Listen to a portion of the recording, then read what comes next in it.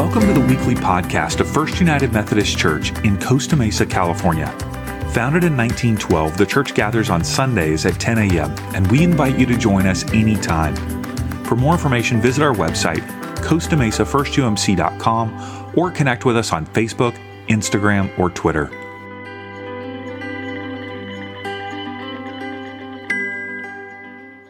If you haven't been with us over the last few weeks, we are in the midst of a series called Across the Room. And our pastor, Sarah Heath, and I began this series several weeks ago where we kind of demonstrated that if you walk into a room, whatever that room might be, whether it's a party or your workplace, church, maybe even the internet, and you see someone across the room, it can be easy to judge them based on maybe what they're wearing or their gender or ethnicity or whatever, to judge what they are thinking about challenging issues in our world. Everyone who we encounter does not have the same experiences, education, or thoughts about all of these issues that we've been thinking about. We've addressed race, right? We addressed immigration, LGBTQIA. This week we're talking about human trafficking, and next week addiction. And we all have a different background, which means that we're going to come to the table with different thoughts and experiences that color how we see these issues, right? So we want to, rather than remaining across the room at a distance from people who may have different experiences from us, we want to be, as followers of Jesus, one of the first people to walk across the room, to engage in relationship with people that may be different than us, so that we can go, man, how do we deal with these challenging topics in our world? So today we are talking about an issue that I am very passionate about eradicating. Several years ago, I saw firsthand sex trafficking in Thailand. I saw it in China. I saw it in India. At one point, I was on a business trip in China, and my business partner and I were led to this underground karaoke club in this hotel. It was a really nice club, really nice place. And this room was about this big, and there were couches all the way around it, and they were serving drinks, and we sat down, and all of a sudden, this lineup of beautifully dressed girls walked in front of us. And the guy who was hosting us, he looked at me and he said, "Which one would you like?" And I was confused. I'm like, What do you mean? No, which one would you like for the evening? Like, I will give her to you. And I'm looking at all these girls smiling at me, and I said, No, I'm good, man. I'm good. I don't need that. And so then all of these Chinese businessmen looked at each other and they go, "Oh, we know what you want. You want a boy." And they all started laughing at me. I mean, talk about an awkward situation. And my eyes were open to something that I had never seen before. I was blown away by the moment. And so I had already done a documentary on orphans in India, and so I went back to my distribution company. I said, "Hey, if I did a documentary on sex trafficking in the United States, not that's happening overseas, but that's happening right here in our country, would you distribute it?" They said yes. And so I spent a couple years ago, a whole year, just traveling the country, interviewing survivors of sex trafficking as well as abolitionists. In this documentary, which I'm going to give you a copy of on your way out, is interviews with 6 female abolitionists that became aware of the issue of trafficking in their city, and then they opened up an aftercare home in order to care for individuals. My mind has been blown by this subject because I was completely clueless. So today I am so excited to have with us a friend of Sarah Heath, and that's a big deal. But her name is Amber Davies, and she is a licensed clinical social worker, and she's the director of clinical programs at Saving Innocence for the last 4 years. They're based in Los Angeles, and they rescue, care for, rehabilitate minor victims of sex trafficking, those who are under the age of 18. And so today we'll talk about human trafficking and sex trafficking broadly, but she comes with a deep experience for minor victims. So Amber, would you come and join me? And you guys give Amber a hand.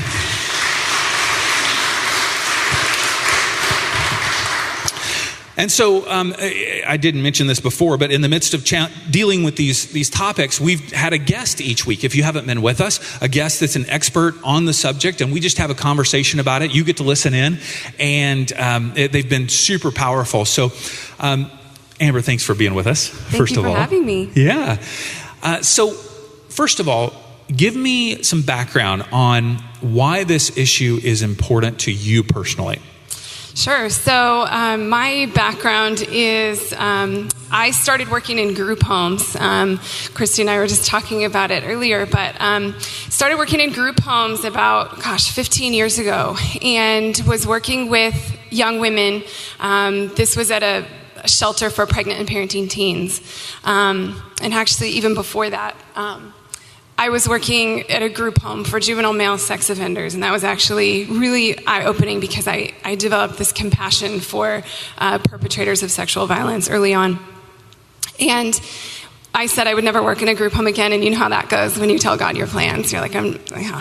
So I worked at a group home for, another 7 years. But at this group home, there were young women who would talk about their boyfriends, and they would talk about how their boyfriends would put them in hotels and how they would have to work, and how even if they got arrested, because back in that day, and I'll talk a little bit about how the laws have changed, but back in those days, children were still being arrested for quote-unquote prostitution. Of course, we don't call it that anymore, but that was what was happening. And so they knew that if they were to lie about their age, they would be released from jail within 72 hours.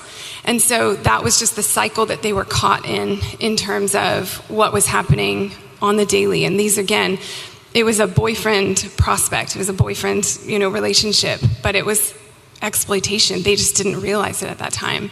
And nor did I. So I'm a social worker, and I'm in this group home, and I'm doing therapy, and I'm working with these kids, and the focus that we are looking at is just them being moms and them, having healthy babies and things like that. So we don't necessarily get to dig into some of the trauma. But fast forward through the years, I start to learn more about human trafficking, and I start to, learn about some of the manipulation that was happening, and recognize that I was working with this population for years without knowing it.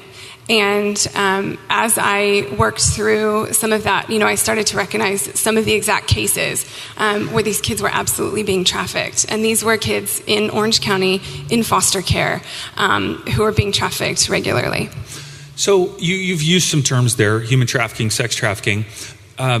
For a lot of people that I interact with that don't have an education in this area, they think, human trafficking, they're like young Asian women that are brought over in a container of some sort, and then they're, sold in some way.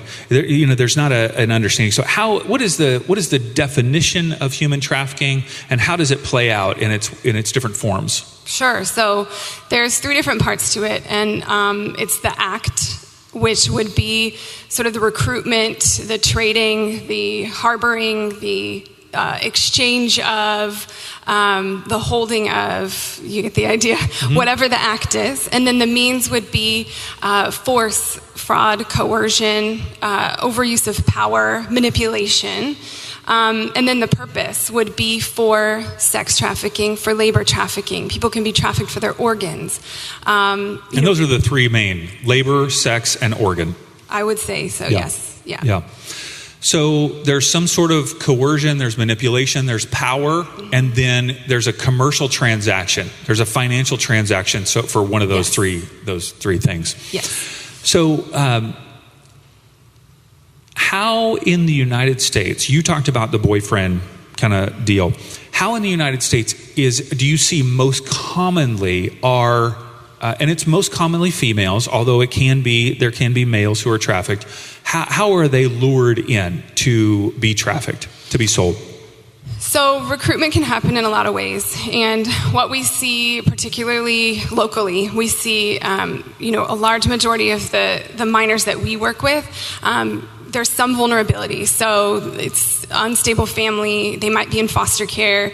There's some vulnerability that is identified. And the recruitment can happen from their friends. It can be a peer recruitment. It can be online.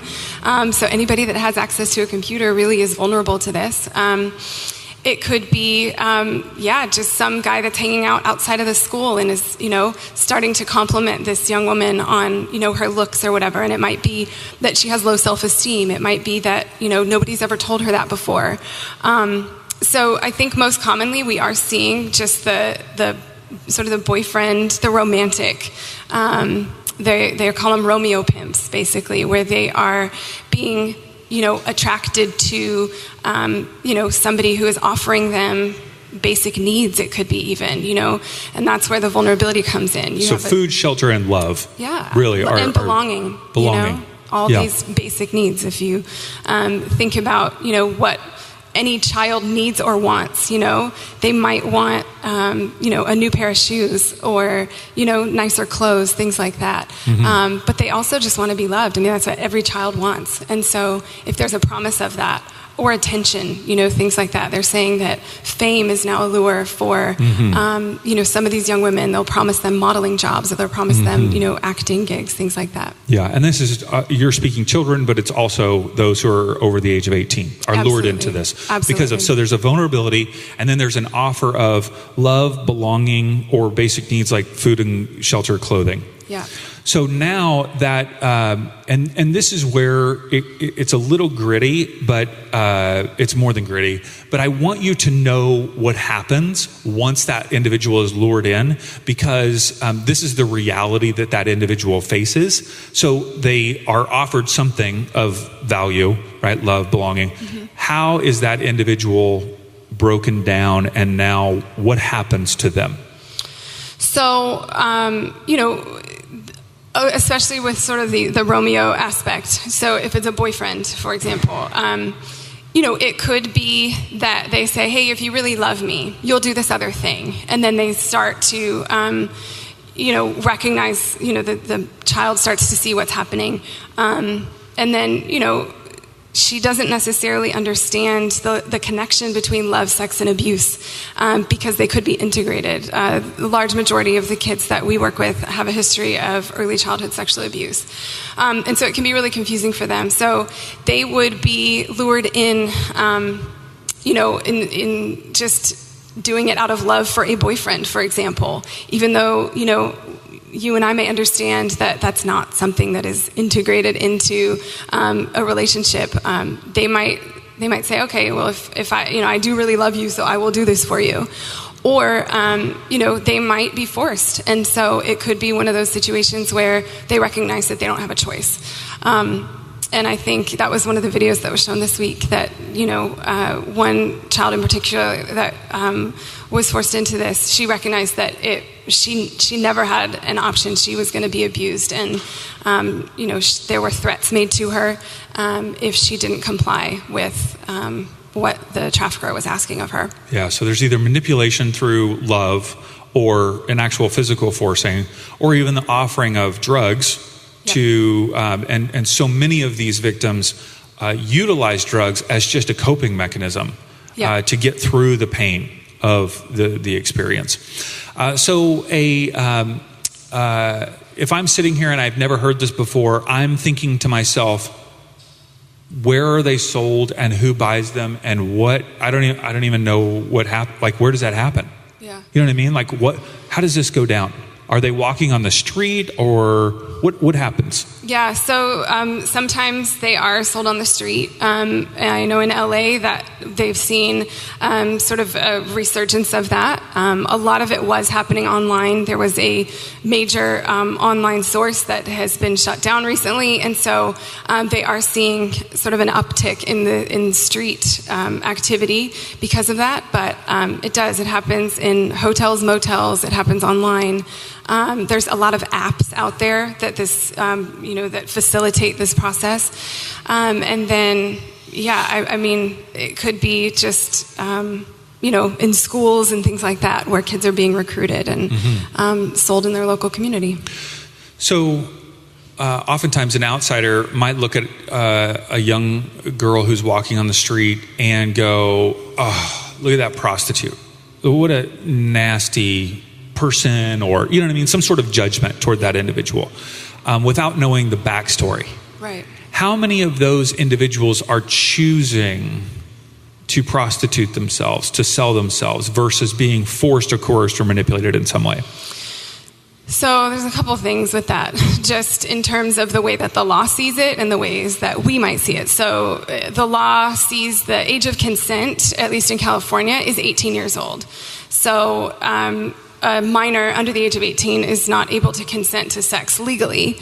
And we know that the average age of entry is 12 to 14 years old, although, we've met 10, 11-year-olds. Hey, stop that right now. You guys catch this now. Average age of entry into sex trafficking is 12 to 14 years of age. Yeah. Yeah. I mean, that blows my mind. I can't even imagine that. Yeah, and I even spoke to another service provider who works with this population, and their average age of their clients for therapy is between the ages of 5 and 10 years old. And those are, children who have been victimized by pornography and things like that. So it's still exploitation, but, we're talking about very young ages. So when we're talking about the age of consent and we're thinking about the average age of entry being 12 to 14 years old, I don't think there's any 12-year-olds that are out there saying, I'm going to go sell my body for sex, or I'm going to, go let somebody use me in this way. So I think when we talk about choice, we have to think about all of the factors that go into it. So there's a lot of that manipulation and mind games, and they call it chains on the brain, because it's a lot of that sort of like Stockholm syndrome type trauma bonds that happen where, if a child is bonded to this trafficker and, really believes that he loves her, there's all kinds of manipulation that can happen at that point. So when we're talking about choice, it's pretty rare that actual choice is involved. I can give you an example of if somebody walks up to you and says, I want, they ask you, what do you want to eat, for example? And they'll give you forced choices. There's, McDonald's right here, there's an Applebee's, or, I have a chocolate brownie for Starbucks. They might be choices, but until somebody says to you, what do you want to eat? And you can choose from anything you want. It's not an actual choice. There's going to be forced choices in there. Yeah. So many of the women, whether they have a pimp or not, they've most likely experienced abuse. Almost 100% of individuals who are trafficked have experienced sexual abuse at a young age, right? Okay. Yes.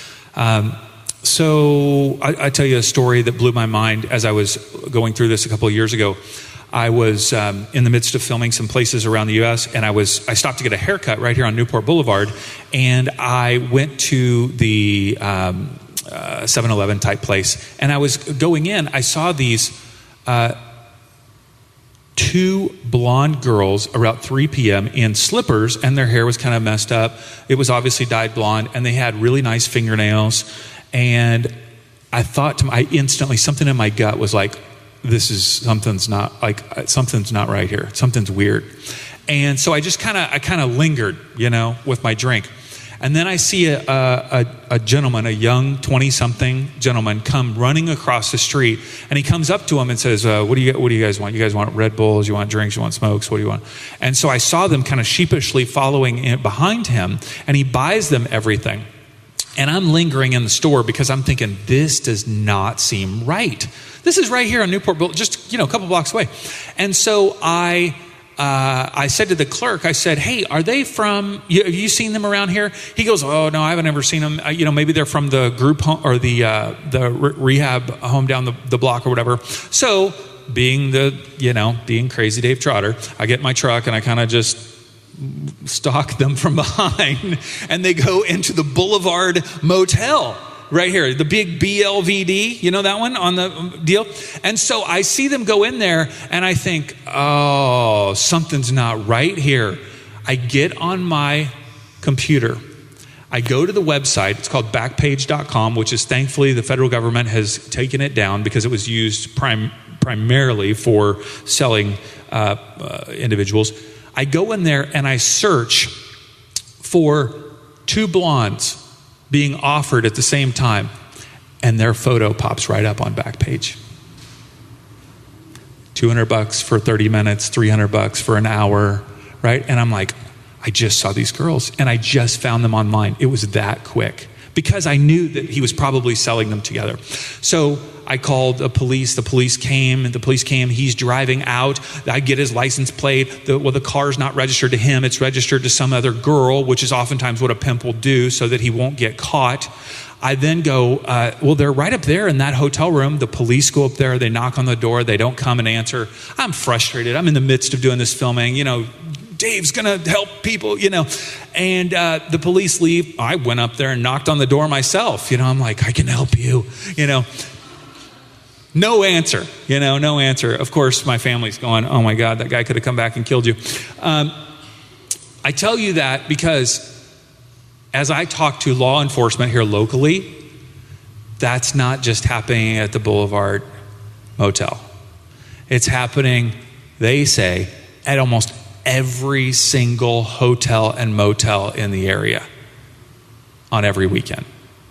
And that, so I would ask you, what is driving? Why do we have this in our culture?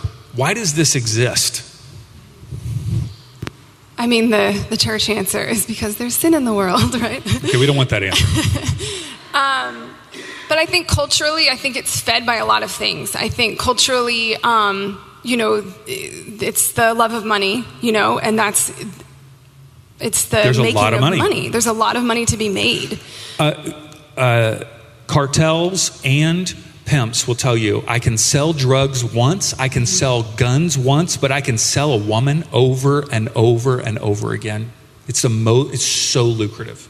A renewable resource per se. Yeah. So I think, I think it's money. I think, we can't talk about it without the demand side, right? So we have the $1 billion porn industry. Because even when you talk to, you interviewed people who, were sort of soliciting, and I think that's what they say. It was fed by like their porn addiction and things like that. So the demand obviously creates some of this. But when we're talking about the kid side and the vulnerability side, I think a lot of it is driven by poverty. I think that's one of the bigger issues, like when we really pull it down to, some of the basic issues. Poverty is definitely one of them. Desperate people do desperate things, and I think that's part of what, leads to some of those vulnerabilities. Mm-hmm.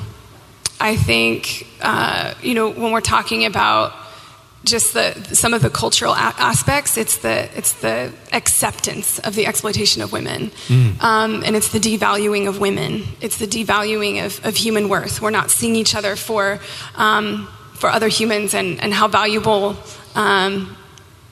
women are. And I think that comes down to a cultural value as well. And children, yes. Yeah. Women and children mostly. And, as you said, it's definitely boys. There's definitely, male survivors. And I just saw something this morning that they're saying it's actually equal amounts. It's actually, half, that it's half men, half women.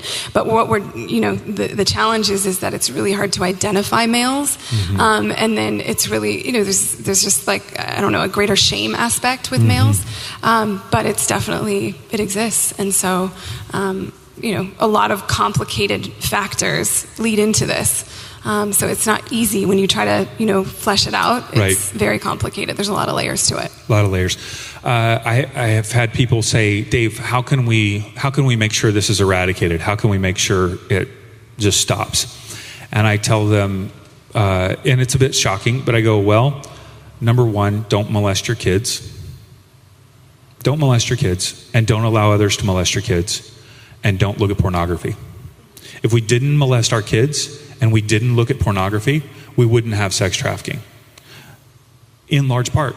Those two things are so intertwined because the pornography, it gets to a point where, okay, you don't want to just watch, you want to actually participate in something that oftentimes either your spouse or partner doesn't want to participate in, but you can pay someone for them to participate in it. And that's why pornography is such a huge issue when it comes to not only the objectification of women, but fueling this industry. Absolutely. I think, when it comes down to, how we see things as culture and what we perpetuate. We perpetuate a lot of things by what we buy. We perpetuate a lot of this by what we say that we want as consumers. And so, if we were to talk about labor trafficking, the clothing industry is a huge perpetrator of this. So, one of the ways that we can, think about it that way is like ethically sourced clothing, ethically sourced goods, that's going to be a huge driver because that's part of the demand on the labor trafficking side as well. Right. So Saving Innocence is, tell us just briefly, this is not an advertisement, but I want to hear, what, give me some hope, give me some light in the midst of this. What are you guys doing? So Saving Innocence, we basically work to rescue and restore child victims of sex trafficking. It was started back in 2010, and it was back when kids were being arrested. And so in 2017, the law changed. So there was a law, for all of you who want to know, SB 1322. And it changed it so that, we recognized that children could no longer be arrested for quote-unquote prostitution because the age of consent doesn't make sense. So basically, we do a lot of advocacy and case management. So we would support kids from the point of being pulled out of a trafficking situation by law enforcement. We respond within 90 minutes of a crisis call. We bring a humanitarian bag. We bring a change of clothes. We bring feminine hygiene products, shoes, just anything that the child needs. A coloring book. One of the first things that they pull out is a stuffed animal because it's a comfort item. So we offer comfort. We might bring them a meal of some kind. We make sure that their basic needs are met.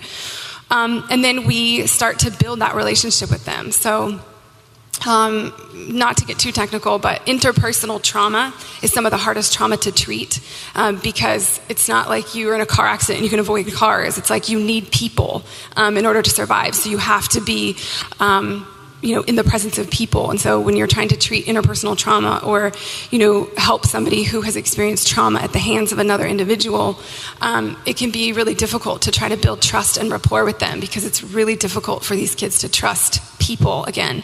So we work really hard at that, and we work really hard to build rapport with them, to build a relationship with them, and then we'll follow them for months or even years if necessary. I was with the kid yesterday who I've known for 4 years, and it's taken us 4 years to get to that point of being able to really support her and help her catch up on the last several years of trauma, but really encourage her towards seeking therapy and stable housing, stable supports, and really other relationships and other people. And there are all sorts of organizations like Saving Innocence around the United States. The one thing that I would draw your attention to as you're hearing about human trafficking or sex trafficking organizations is the difference between some organizations just providing awareness or information. And so they raise money in order to put out materials and so forth, which is good. That's all helpful. But I find that how can we support the organizations that are actually helping rescue, that are actually helping with rehabilitation and not just raising awareness or putting information, out into the world. So those of us that we're sitting here, how can we help, right? For some of us, it may be, this is not my passion. I feel deep compassion, but this is not necessarily my issue, but I would love to be able to be knowledgeable enough to help. And for some of us, you're like, no, this has really captured my heart. I want to get involved in some way. So give me a couple ways of how we can do something. So whenever people ask us, like, what can I do? I turn it back on them and say, what can you do? What are your gifts? What are your talents? What kind of time do you have? I think, it totally depends on what you as an individual have to offer. I think there are definitely organizations out there who need volunteers, depending on kind of where you're located and what you're willing to do or wanting to do. The story that comes to mind for me is Nehemiah. Nehemiah had, favor with the king. You might have favor with the king. You might have favor with, politicians or things like that can change laws. You might have, favor with, celebrities who, can bring attention to the cause. You might have the ability to donate your time, volunteer with different organizations. There's plenty of group homes who work with these populations. There's, need for mentors. I asked a kid yesterday, what did you need when you were younger? And she goes, I needed resources, obviously, but I also just needed somebody to listen to me. And so I think it's really powerful if we start mentoring this next generation, if we start helping them, overcome some of their vulnerabilities. That's one of the things that I began to learn from individuals. It's like, man, it's way easier to prevent this from happening than help someone be restored and rehabilitated after it does happen. And so one of the things I would even draw our attention to is our relationship with Micah CDC. There's always needs for mentoring and helping those individuals who could feel vulnerable because of poverty or a life situation. And so that's a definite next step as well. So savinginnocence.org is the URL if they want to learn more about the organization. If I would say to you, if you're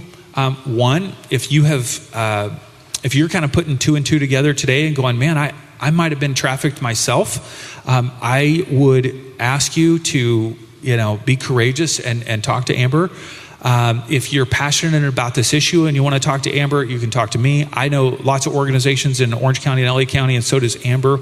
And if you are someone who has purchased sex or are feeling overwhelmed by pornography, you're welcome to talk to me or Amber. That's not just a male thing. That's both genders. So I just appreciate this. And I know this is heavy, right? I mean, this is really heavy. But there's so much goodness that is happening through organizations like Saving Innocence. You'll learn about organizations on the DVD that I'll give you on the way out.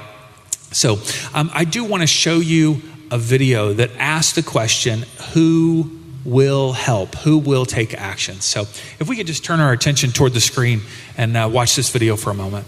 She was 4 years old the first time a man looked at her the way a man looks at his wife on their wedding day. Little girls are supposed to dream about being models and doctors and veterinarians. Instead, she fought sleep eyes wide with terror of another night greeted by her stepfather's shadow. He was a real monster in her bedroom, and Mom, she was too fragile, too selfish to accept the truth that her little girl's innocence had been stolen one night when her boyfriend decided she wasn't good enough anymore. And since the little girl never had a real father, she accepted his advances because he always promised her his touches were acceptable, because he loved her. When you don't know yourself and you don't love yourself, you will fall for anything that sounds like love and feels like love. She was a walking corpse, stained with the fingerprints of strangers. And all she wanted was to walk the earth without the heaviness, the weight of all the men who tore a piece of her and took it with them.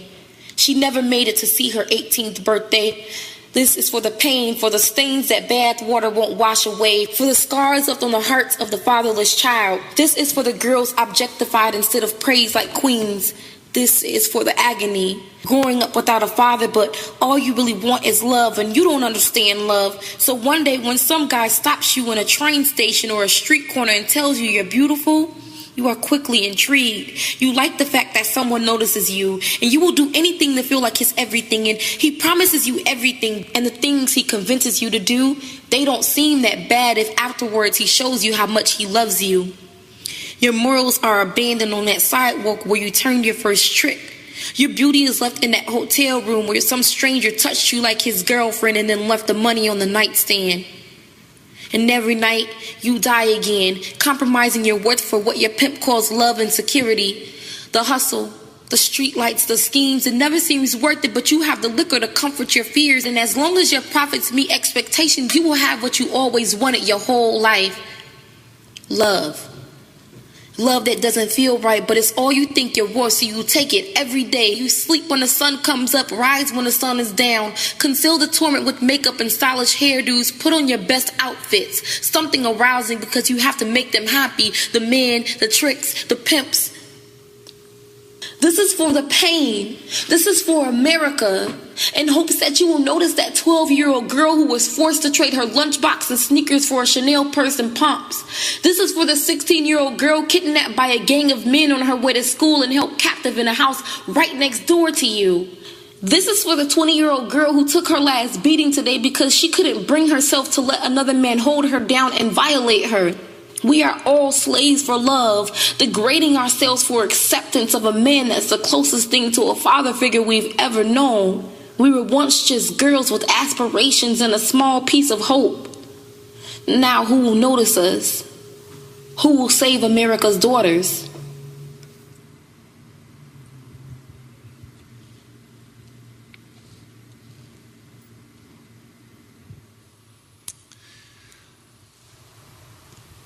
That's what you were talking about. It encapsulates it all. So,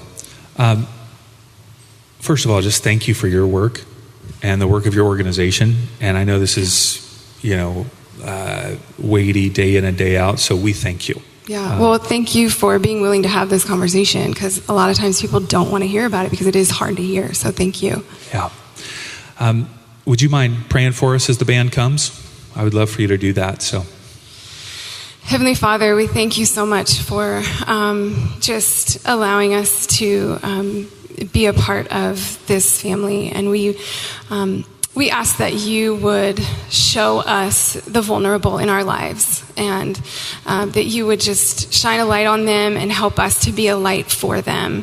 We just ask that we would just remember to love our neighbor, and remember that our neighbors are everyone, and remember that our role is to just be loving, and that's the answer to a lot of the injustices in this world. So we thank you, we love you, and we pray for all the vulnerable, and we pray that you would just give your protection to all of them, and that they would find you.